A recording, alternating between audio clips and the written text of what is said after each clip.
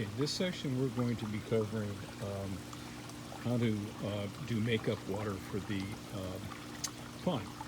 So we just got through taking out about 35 gallons of water out of the pond. So you probably want to, normally what I do is the same time that I do the backwash, I will replenish the water in the pond and make sure that I add any water from that's gone from evaporation and splashing or something like that. So here's what we do. This is the filter right here. It's got activated carbon in it. This probably needs to be replaced now because I've been running probably a couple thousand gallons on it already.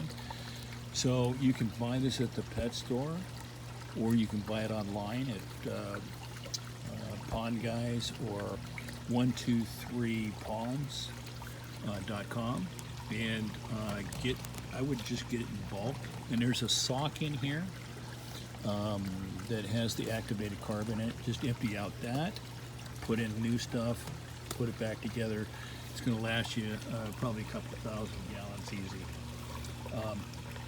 So the first thing that we're going to do is we hook up the hose, make sure the hose is hooked up to this setup I got here.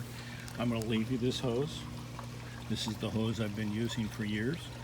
And I have a water meter on this. This right here is a water meter, and it'll automatically light up when, or the LED screen will come up when I turn on the water, when it starts going through. I also have a timer over here, so I can put it on time, and that way I don't forget. If I do forget, it turns off by itself automatically. But normally what I do is I come out here and I kind of kick back and wash the fish and relax and that kind of thing while it's going off, and then I come back over here and turn this valve back off. So this valve's on, but normally what I do is turn it on at least to the S or just a little bit past the S. Then you will turn it on for however many minutes that you want to turn it on for. So about 30 minutes is going to be about 75 gallons. Normally that's probably what you're going to use a week, if not a little bit more.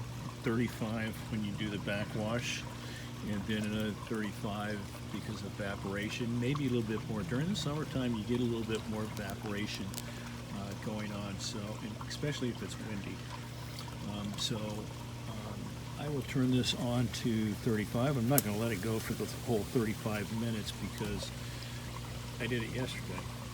So now you can see the LED lighting came up and it's starting to register how many. It's got 4 or 5 tenths of a gallon, 6 tenths. This is your total over on this side over here. Your total is 809, and now you got 1 gallon in there. So, and it will keep going until this timer shuts back off. But since I had water in there yesterday, I added water in there yesterday. You can see it coming out of the pipe right there, out of the filter. I know this is kind of like a little hokey setup, but this is the way I've been doing it for a long time. So, anyways, there you have it. That's how you put water back in the pond.